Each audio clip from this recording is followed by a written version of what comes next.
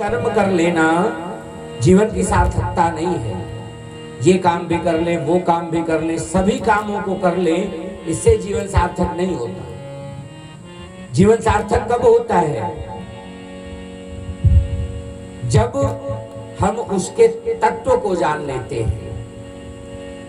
क्या करना है मूल, जब हम इसको जान लेते हैं, तत्व का ज्ञान हो जाता है, तो ये समझ लो कि जीवन की सार्थकता है। तत्व क्या है? परमात्मा को प्राप्त कर लेना। परमात्मा की प्राप्ति का जो भी जितने भी रास्ते हैं, हम भजन कर ले, कीर्तन कर ले, पूजा कर ले, यज्ञ कर ले, कथा सुन ले, जितने भी कार्य हैं वो कर लेने से परमात्मा नहीं मिल जाते। परमात्मा के प्रति सबका तत्व क्या है? परमात्मा के प्रति जब हमारा समर्पण हो जाता है तो हमें वो परम तत्व की प्राप्ति हो जाती है। प्रेम से बोले कृष्ण कन्हैया लाल की जय हो। जैसे इस अखंड ब्रह्मांड में बिजली पहले से व्याप्त है, बिजली इस ब्रह्मांड में है, लेकिन वो बिजली हमें और आपको दिखाई नहीं पड़ रही है। बिजली हमें आपको प्राप्त नहीं हो रही है। तो क्या हुआ? लोगों ने यंत्र लगाया, जल यंत्र लगाया या अन्य यंत्र लगाया, और उस यंत्र का प्रभाव क्या था कि बिजली उत्पन्न हो गई, लेकिन हमें आपको प्राप्त नहीं हुई। जब वो बिजली तारों के माध्यम से तारों में दौड़ करके आई, तब वह बिजली पहुंच तो गई, लेकिन अभी भी वह बिजली हमें दिखाई नहीं पड़ी। लेकिन जब वह इस बल्ब के माध्यम से, पंखे के माध्यम से जली, तब हमें पता चला कि ये बिजली आ गई। यही जीवन है। परमात्मा की अनुभूति कब होती है? जब हमारा परमात्मा से सार्थक संबंध जुड़ जाता है। यही जीवन की यथार्थता है। शेष गणेश महेश दिनेश सुरेश चाहे निरंतर ध्यान। शेष गणेश महेश दिनेश सुरेश चाहे निरंतर ध्यान। आही आही रति छोहरिया छठिया भरी नाच में नाचन जावे। शेष गणेश महेश दिनेश सुरेश चाहे निरंतर ध्यान। आही आही रति छोहरिया छठिया भरी नाच में नाचन जावे। आही आही रति छोहरिया छठिया भरी नाच में नाचन जावे। जिस परमात्मा को पाने के लिए सब लगे रहे, लेकिन प्रकट नहीं हुए, लेकिन जब भगवान कृष्णावतार में प्रकट हुए तो ब्रज की जो छोकरियां थी, छोहरियां थी, लड़कियां थी, गोपियां थी, बालाएं थी, बधुएं थी, कहती थी कन्हैया ये थोड़ा सा छाछ ले लो, मैं छाछ दूंगी, माखन दूंगी। करना क्या है? तुम्हें नाचना है। और कन्हैया ठुमुक ठुमुक करके नाच उठते थे। ये परमात्मा है। जब तत्व को जानेंगे, परमात्मा से प्रेम जुड़ेगा, और तब परमात्मा आपके घर में भी आकर के जरूर ठुमके लगाएगा। पूछते हैं भगवान के अवतार कितने हुए? अगले प्रश्न का उत्तर था भगवान के कुल 24 अवतार हुए हैं। सनक सनंदन सनातन सनत कुमार, वाराह, नारद, नर नारायण, कपिल, दत्तात्रेय, जग, ऋषभ देव, पृथु, मत्स्य, कच्छप, धन्वंतरी, मोहिनी, नृसिंह, वामन, परशुराम, वेद व्यास, राम, बलराम, कृष्ण, हरि, हंसावतार, बुद्ध, और अभी 25वां कल की अवतार होने वाला बाकी है। तो ये भगवान के सब अवतार हुए। आगे की कथा, इस कथा को प्रचारित किसने किया? कथा लोक में कैसे आई? भागवत कथा कैसे उत्पन्न हुआ? तो कहते हैं नारायण के पुत्र हुए ब्रह्मा, ब्रह्मा के वशिष्ठ, वशिष्ठ के शक्ति, शक्ति के पराशर, पराशर के वेद व्यास, और वेद व्यास के पुत्र हुए सुखदेव। शौनकादि ऋषियों ने पूछा, प्रभु हमने सुना था कि सुखदेव जी राधा रानी के सुख के रूप में, गर्ग संहिता में वर्णन आता है कि राधा रानी के सुख के रूप में ये विद्यमान थे, तो ये वेद व्यास के पुत्र होकर के कैसे आए? आप हमें यह कथा बताइए।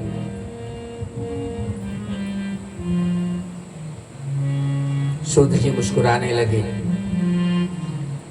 और सूत जी ने कथा कहना प्रारंभ किया।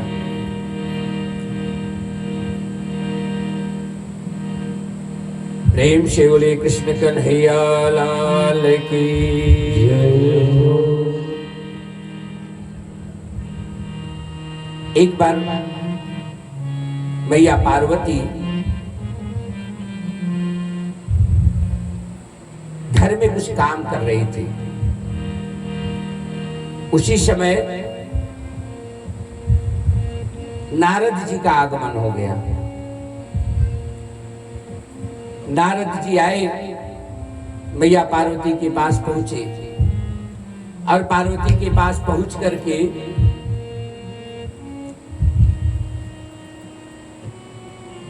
प्रणाम किया, प्रणाम आशीर्वाद हुआ। पार्वती जी के पास पहुंचे हैं और पहुंचकर मैया पार्वती ने लड्डू दिया खाने को। नारद जी ने लड्डू लिया, मुंह में डाला और जो ही लड्डू मुंह में डाला, पार्वती मैया ने पूछा, नारद जी लड्डू कैसे हैं?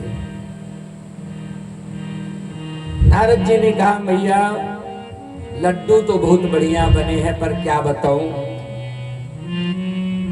आजकल दुनिया में लोग इतने झूठे हो गए हैं, इतने स्वार्थी हो गए हैं कि देख करके मन खिन्न हो जाता है।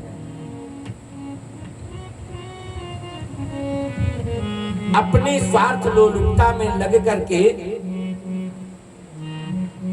लोग किसी का कद्र करना भी उचित नहीं समझते। पार्वती मैया ने कहा, क्या हो गया? कुछ कहना चाहते थे? हाँ, आजकल लोग पति पत्नी से भी बात को छुपा लेते हैं। पार्वती मैया ने कहा, ना ना ना ना, ये बात हम नहीं मानेंगे। हमारे भोले बाबा जो हैं, ये हमें अपनी सब बात बताते हैं। और तो और गुरु मंत्र किसी को नहीं बताया जाता, इन्होंने गुरु मंत्र भी बता दिया। इतना ही नहीं, ये जब समाधि में बैठते हैं तो किस भगवान की मूर्त दिखाई पड़ती है वह भी बता देते हैं, किस भगवान का दर्शन होता है वह भी बताते हैं। अच्छा, नारद जी ने कहा, मैया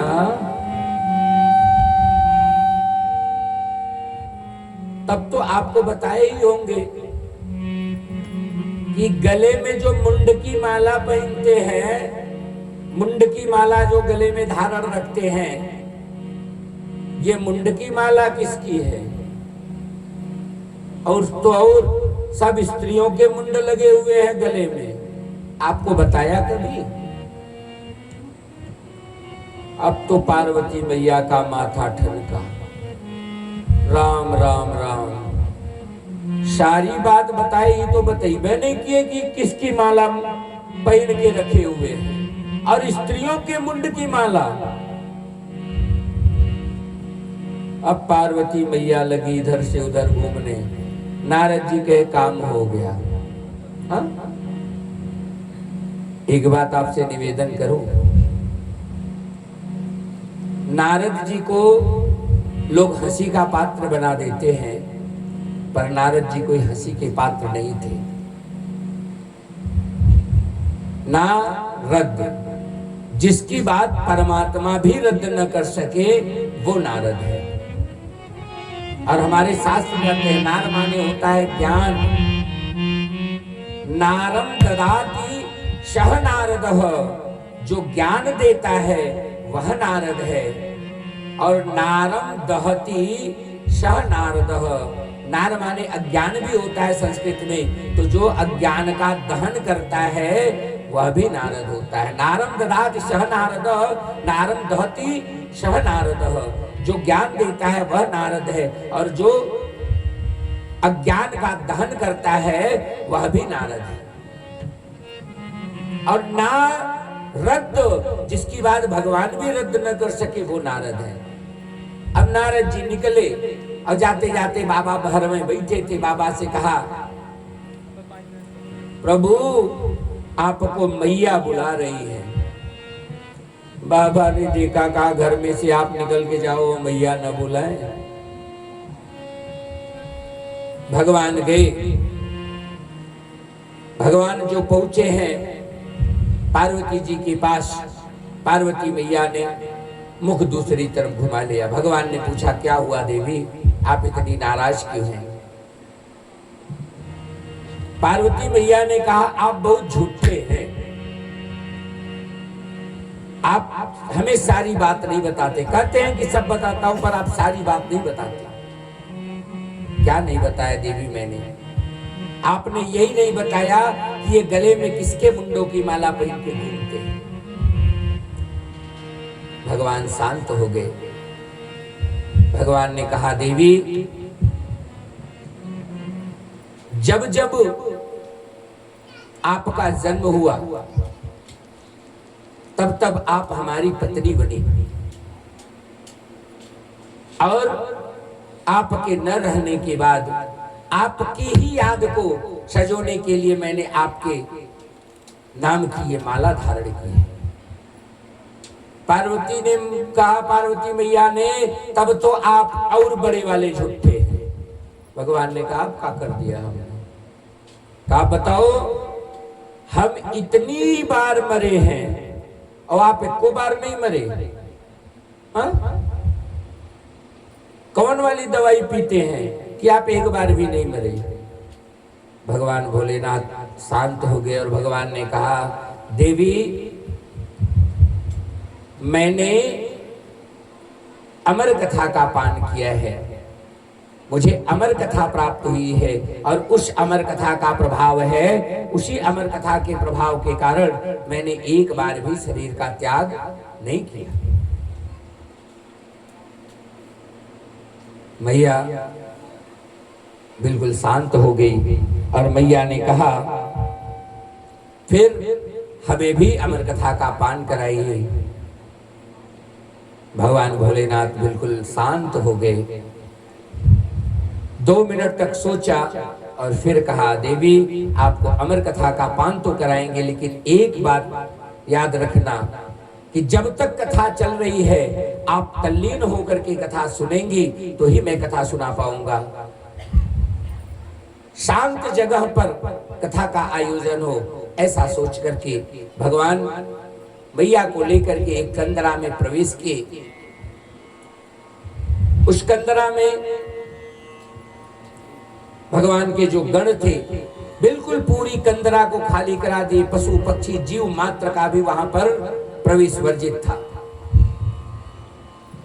वहीं पर एक सुक का अंडा, तोते का अंडा पड़ा हुआ था। गणों ने सोचा ये क्या करेगा, भूल गए उसको और बाकी पूरा कंदरा साफ कर दिया। वहीं पर वह तोते का अंडा पड़ा हुआ था। इधर भगवान ने यही अमर कथा, श्रीमद् भागवत की अमर कथा प्रारंभ कर दी। कथा का प्रारंभ हुआ। भगवान ने मैया से कहा था कि जब तक कथा चलेगी आपको हुंकारी भरना जानते हैं ना। पहले दादी नानी कथा किया करती थी, कुछ कहानी सुनाती थी तो कहती थी जब तक हुंकार भरोगे तब तक कथा कहूंगे। तो हम लोग क्या करते थे, वही कहा कि जब तक हुंकारी चलेगी, हुंकार चलेगी, तब तक कथा चलती रहेगी। जो ही अमर कथा का प्रारंभ हुआ उसी समय उस अंडे में से तोता निकल करके, तोते का बच्चा निकल करके बाहर हो गया। शुक निकल करके बाहर हुआ और कथा सुनने लगे। कथा चलने लगी, अनवरत कथा चलती रही। 5 दिन तक कथा सुना पार्वती मैया ने। सुनते सुनते कथा पार्वती मैया को नींद आ गई और भगवान ने कहा था कि हूं कहना बंद करोगे तो कथा बंद हो जाएगी। वो पीछे जो सुग्गा पड़ा हुआ था पीछे, अब वो हुंकारी भरने लगा और कथा चलती रही। जब कथा समाप्त हुई, भगवान ने कहा बोलो कृष्ण कन्हैया लाल की। जो ही जय कहा, पार्वती मैया की नींद खुल गई। पार्वती मैया उठी और उठ करके पार्वती मैया ने कहा हाँ प्रभु तब बताइए, उद्धव जी जब गए ब्रज में तो क्या हुआ? भगवान चिंतातुर हो गए। कहा उद्धव जी गए, उसके बाद क्या हुआ? कथा तो पूरी हो गई। नहीं प्रभु, मैंने तो कथा वहीं तक सुनी। भगवान भोलेनाथ चिंतातुर हो गए कि किसने छिप करके कथा सुन ली। देखिए, कथा सुन लिया इसका दोष नहीं था, सुन लिया तो अमर हो गया, इसका दोष नहीं था। लेकिन कथा छिप करके सुनी, कथा पीछे से सुनने का, बगल से सुनने का, छिप के सुनने का दोष होता है। आजकल लोग क्या करते हैं, घर में बैठ के वहीं से सुन लेंगे, अब माइक लग ही जाती है। दोष होता है। कथा सामने बैठ करके सुनना चाहिए, फल इससे मिलता है। अब घर में सुनने से फल नहीं मिलेगा। अब उस सुख ने तो कथा सुन लिया था, वो उड़ा और भगवान के सामने से निकल गया। भगवान ने देखा, कहा अच्छा ये जा रहा है। भगवान ने त्रिशूल फेंक दिया। आगे आगे सुख चलने लगा और पीछे पीछे त्रिशूल। अब उस सुख को पता चला कि अब शिवशूल से बचना मुश्किल है। उसी समय व्यास जी की पत्नी, जिनका नाम था बिटका, शम्याप्रास नाम का आश्रम था, शम्याप्रास नामक आश्रम में व्यास जी की पत्नी बिटका वो बैठ करके भगवान का भजन कर रही थी और उनको जोर से उम्हाई आई, जम्हाई आई और उन्होंने बड़ा वाला मुंह बनाया। वो सुख उसी मुख में घुस गया और पेट में चला गया। त्रिशूल आया, परिक्रमा किया और चला गया। कुछ कर नहीं सकता था, इसलिए कि उस सुख ने भी अमर कथा का पान किया था, इसलिए उसका कुछ बिगड़ने वाला नहीं था। भगवान साक्षात कहते हैं, जिसने हमारी कथा का अक्षरशः पान कर लिया हो, उसका अनभल करने वाला संसार में कोई दूसरा नहीं हो सकता। और इतना ही नहीं, वो सुख माता के गर्भ में 12 वर्ष तक बने रह गए। 12 साल मां के गर्भ में रह गए। अब व्यास जी की पत्नी को गर्भ से आवाज आने लगी, कोई कुछ बोल रहा है, मंत्र पढ़ रहा है, भागवत के श्लोक का उच्चारण कर रहा है। गई व्यास जी से बात कही। व्यास जी ने जब आवाज लगाई तो उसने कहा, नहीं, हमें पता है कि जन्म लेते ही विष्णु की माया हमारे ऊपर प्रभावी हो जाती है, और जब जन्म लेते ही विष्णु की माया प्रभावी हो जाती है तो मैं जन्म ही नहीं लूंगा। व्यास जी ने कहा, आपकी माता को अपार कष्ट हो रहा है, कुछ तो करिए। तो कहा, भगवान विष्णु अगर हमें अभय वर दे दे कि उनकी माया हमारे ऊपर प्रभावी नहीं होगी तो मैं जन्म ले लूंगा। व्यास जी ने भगवान विष्णु का आवाहन किया और भगवान विष्णु तत्क्षण प्रकट हुए। भगवान ने आशीर्वाद दिया कि आपको हमारी माया छू भी नहीं पाएगी। उसी समय भगवान श्री सुखदेव का अवतार हो गया। प्रेम से बोलिए सुखदेव भगवान की जय।